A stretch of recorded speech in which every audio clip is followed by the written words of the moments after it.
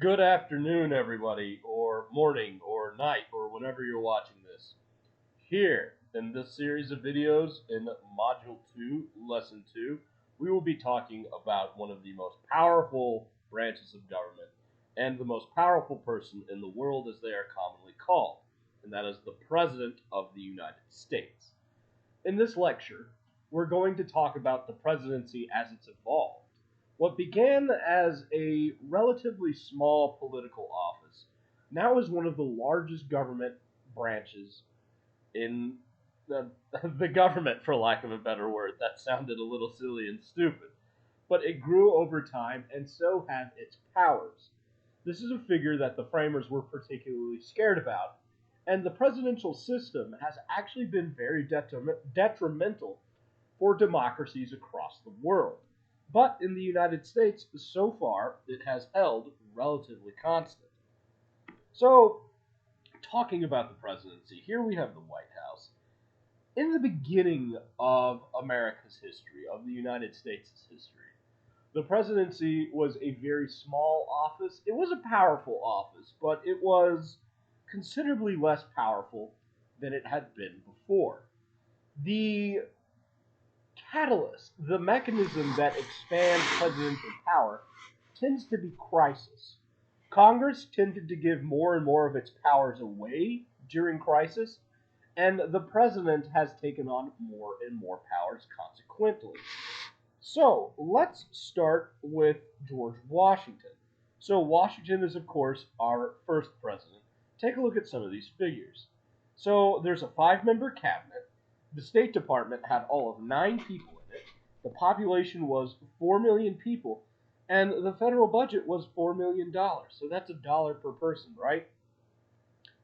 Very small army, only 700 troops, and less than 300 federal officers working for Washington.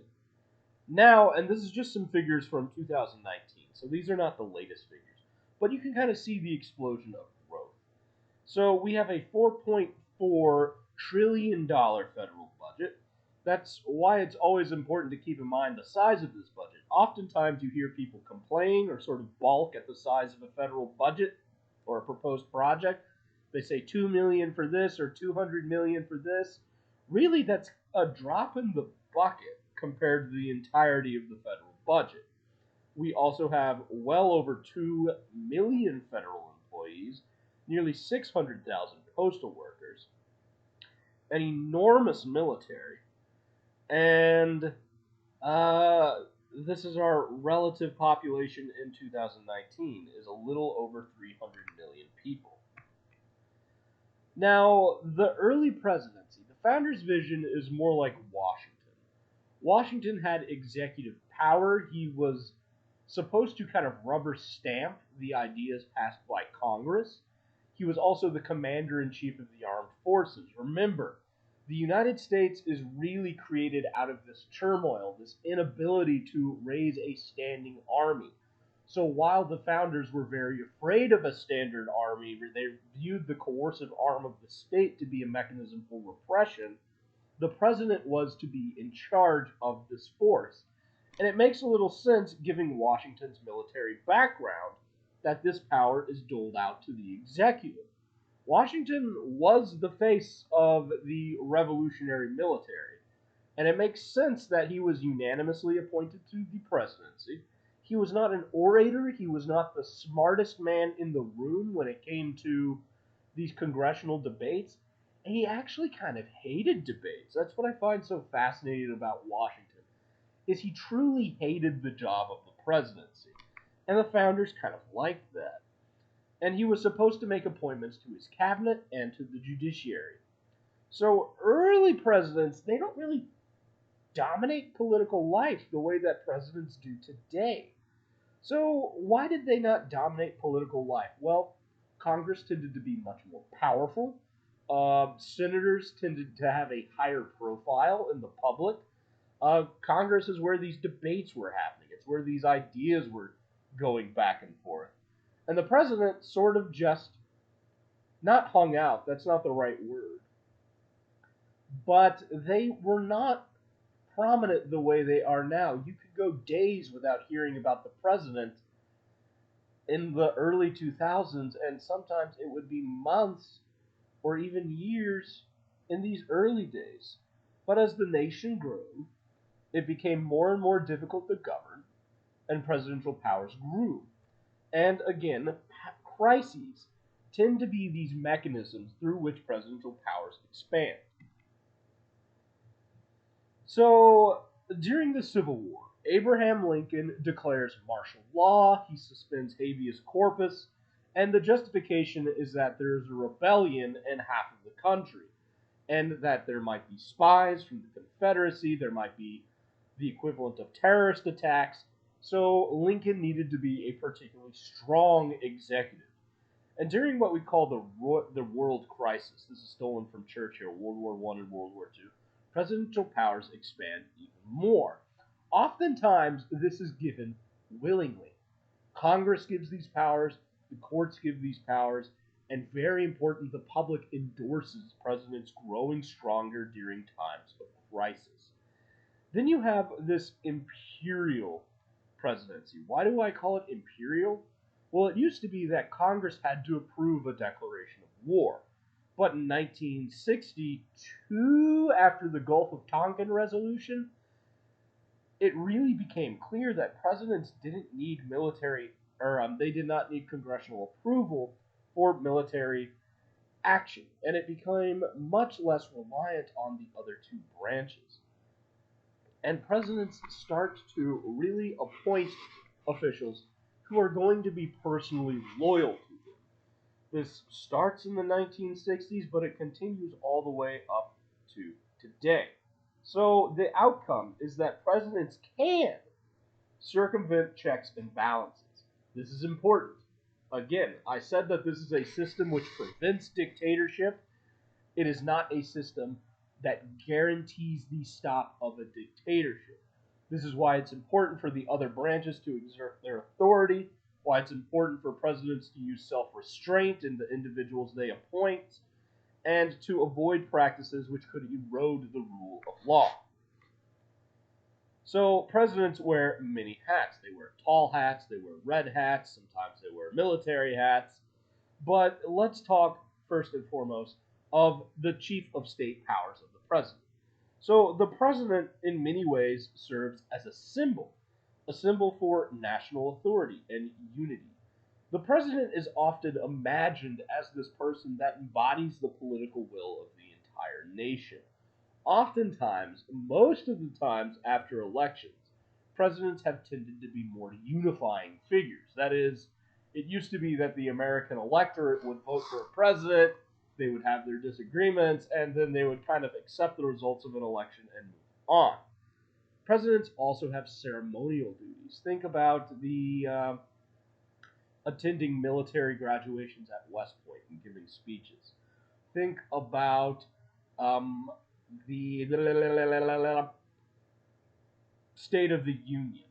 And these can be a tool. Presidents can use what is called the bully pulpit. Presidents have more power, and they are way more visible than senators, congressmen, and even Supreme Court justices. And they can use this visibility to promote their agenda. Presidents are also domestic policy leaders. They can be legislative leaders. Now, presidents in the United States do not write legislation, but they can use the State of the Union to introduce their priorities. They can also talk to members of the House and Senate and get them to write legislation. They can propose a national budget, and they are the manager of the economy once that budget is approved. They can also pass foreign agreements on trade, famously, the pardon. The president can forgive people for federal crimes. This doesn't necessarily mean releasing people from jail. Many people who were pardoned never saw time in jail, such as President Richard Nixon, who was pardoned by President Ford. That's a whole fun story. Presidents are also the chief executive.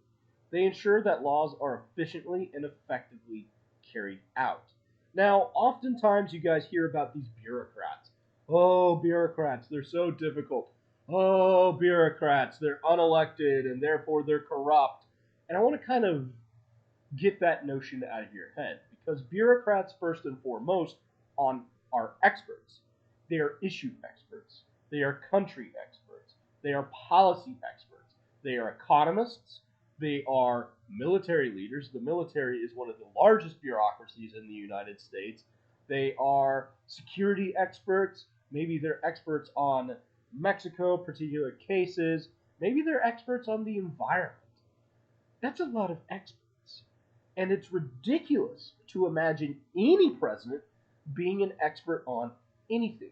You could have one of the most intelligent people in the world be elected president, they would not be experts on anything. So presidents need to rely on these bureaucratic agencies to stay informed. It is important that these agencies are not elected because you want expert advice, not partisan advice. That is extremely important. But presidents can appoint the head of agencies. They can appoint the head of the, I don't know, let's just go ahead and say they can appoint the head of the Department of Defense. They can appoint the head of the Department of Energy. And there they need approval from the Senate. Usually, senators don't fight presidential appointments too much. Most senators, even now during these Biden confirmations, said the president deserves his own administration and his own cabinet. But these individuals also serve at what we call the pleasure of the president. So presidents can remove these officials at will. Though that may outrage people who are afraid of presidents doing this as power grabs, it's well within the rights of presidents to do so. This is why I say that presidents need to exercise restraint on their own power. But that's a very difficult ask. It's a difficult thing for anyone to do. Executive orders. These have increased as Congress has continued to be more combative towards factions within Congress and towards the president themselves. Executive orders have become more and more normal. And these are rules or regulations issued by the president that have a force of law. Famous ones include the Louisiana Purchase and the Emancipation of Slaves. Now, there is this theory, and really it comes about during the presidency of George W. Bush, of the unitary executive. So that's saying that the president has direct control of the entirety of the executive branch. Why is this so controversial? It seems to make sense, right? The president would surely they would be the head of the executive branch. Yes, but we expect presidents to behave with certain norms. We don't, for instance, expect presidents to fire their attorney generals because they recuse themselves on sensitive investigations. We don't expect presidents to fire diplomats in order to get some backroom deals through. But the unitary executive theory holds that presidents are within their rights to do this. And that is controversial because what it means is that a president can remove checks and balances from the executive branch. Presidents are also foreign policy leaders and they are the military leaders. There used to be this idea that partisanship, disagreements between political parties, would stop at the water's edge. That was a very famous quote. And the idea was that state officials seek to attain abroad the values that give rise to those objectives and the means or instruments used to pursue them. So there used to be kind of this rallying around the president during foreign policy discussions. The Supreme Court says that the president is the sole organ of the federal government in international relations. So the president has sweeping powers when it comes to international relations. They can sign trade agreements, they can issue very powerful statements, which, usually they don't have any meaningful material consequence, but a moral repudiation of dictators by the United States can go an awful long way. They can appoint and receive ambassadors, make treaties, and sign agreements between different executives. The objectives of foreign policy. This is the protection of the United States and its citizens and allies. Then, of course, there's this objective of trade. The United States is in it for many of the reasons that you are in it, to make money. The United States wants trade policies which benefits its economy, its people, and the president is responsible for pursuing these trade agreements. Then this is, of course, they are concerned with balances of power. This is what we call geopolitical balances of power. They are wary of threats which change this balance of power. Most presidents tend to prefer the status quo to change. The reason is that they don't like uncertainty.